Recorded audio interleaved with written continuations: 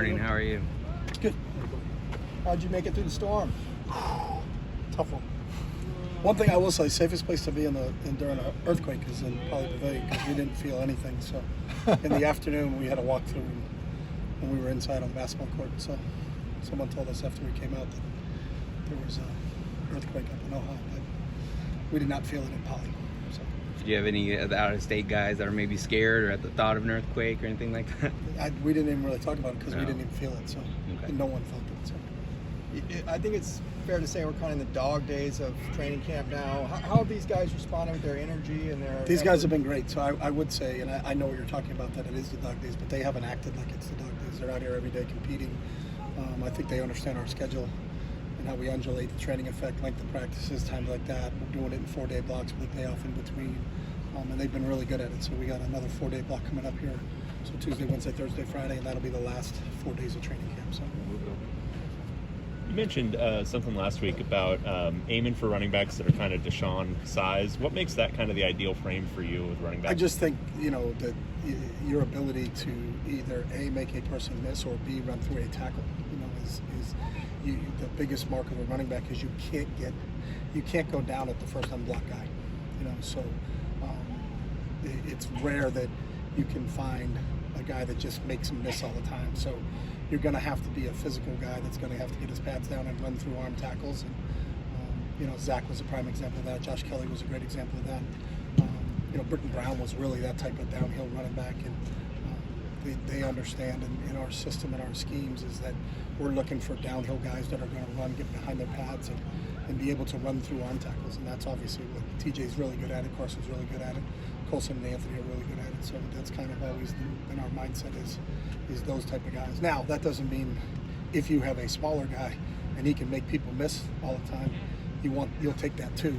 But I think the bigger backs they're also a little bit more durable, just because you're going to get tackled, and you're going to get hit because they're handing the ball to you. So, I think from a durability standpoint, I think it helps also to have a guy that's got a little bit of size back there. Have you started... Oh, careful.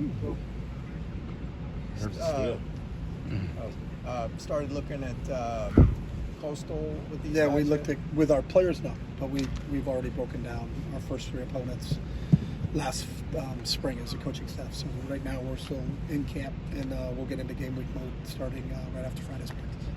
When you look at Coastal, obviously they've got the experienced quarterback and his top 3 receivers.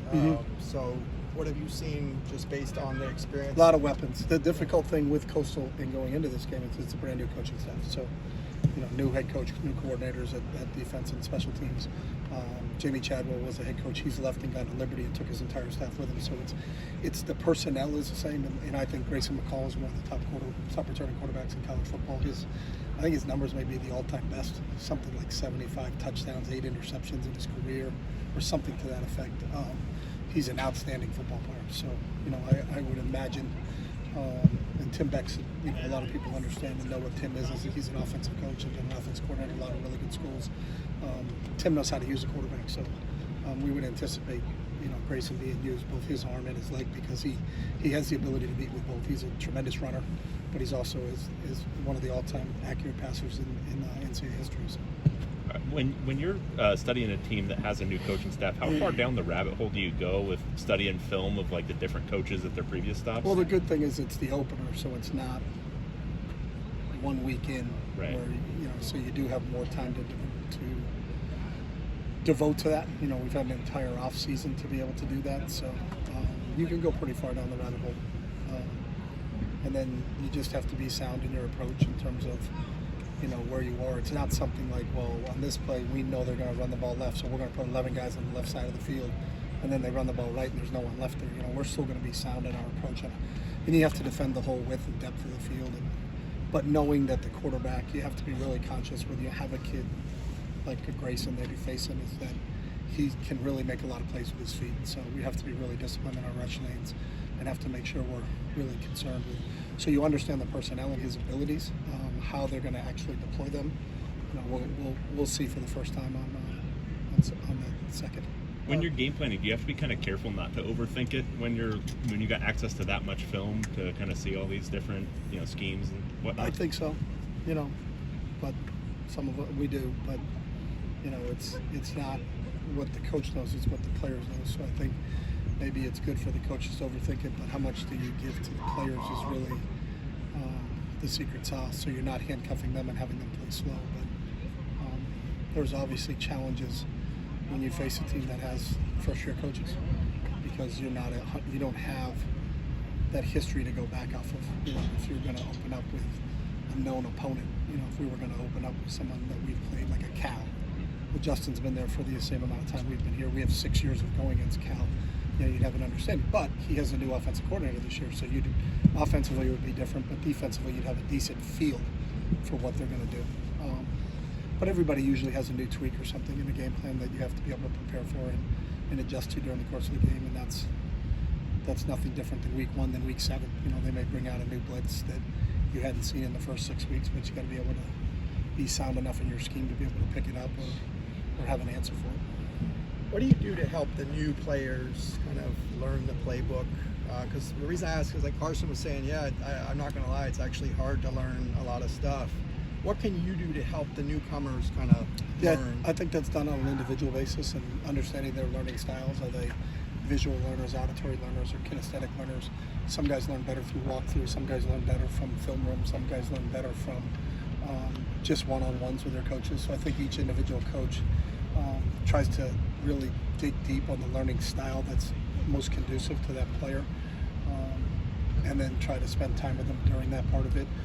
A lot of it comes back from the feedback from the players. Are the players comfortable enough to share with you of what they do know and what they don't know? Sometimes if you're a new kid, you can nod your head and say, I got it, because I don't want coach to know I don't have it, because that may affect me on the depth chart. And really, that's not what we're looking for. We're looking for in our check for understandings to make sure that the education is the transportation of knowledge, is that our coaches are transporting the knowledge to our players, because it's what our players know, not what our coaches know, because our coaches aren't playing. So there's a lot of give and take and feedback between our players and their coaches in their meeting rooms, and then on the field. A lot of times more of the question isn't just telling them what they did right or wrong, is asking them, what did you see and why did you do what you did, and then explaining it from a different perspective and a different set of eyes, so that they can see kind of how we want them to see it. So I think there's a lot of give and take, but I think that's the one thing about this coaching staff, is I think they're really, really good teachers, and they spend a lot of time. We set aside a lot of time to prepare for our meetings, and our coaches do a really good job. Anything in particular you're still trying to get at, still want to see from this group as this final? Yeah, we want to improve every day. I'm never going to come out here and say, you know what, guys, we got it. This is it. This last practice, we're good. We locked it up. We got this thing down. I think it's a daily improvement in everything. And we're like most people. Skills are built, not born. And every day we're developing our skills, whether they're learning skills in the classroom, whether they're an individual physical skill in terms of how to run a route, or how to do a little better job of the pass set, knowledge of scheme and things like that. So every day if we can be a little bit better today than we were the last time we were out on the training field, then we're moving in a forward progression, and that's what we're trying to get. But there's never, hey, we got this part down, but let's really focus and concentrate on that. There's always that, and then every day our training sessions are all situational. So there's red zone work, there's third down work, there's coming out work, there's 4-minute work, there's 2-minute work, and that varies depending on the amount of time that you have to devote to it during a game. Like, how many snaps of third and short do you practice in a practice when it's going to occur 5 times in a game? Out of 65 plays, what is that percentage? So we work it out during the course of training camp, that however many third and shorts we're going to face in a game should be the percentage of time we practice third and short in practice. So. Thank you. I appreciate it.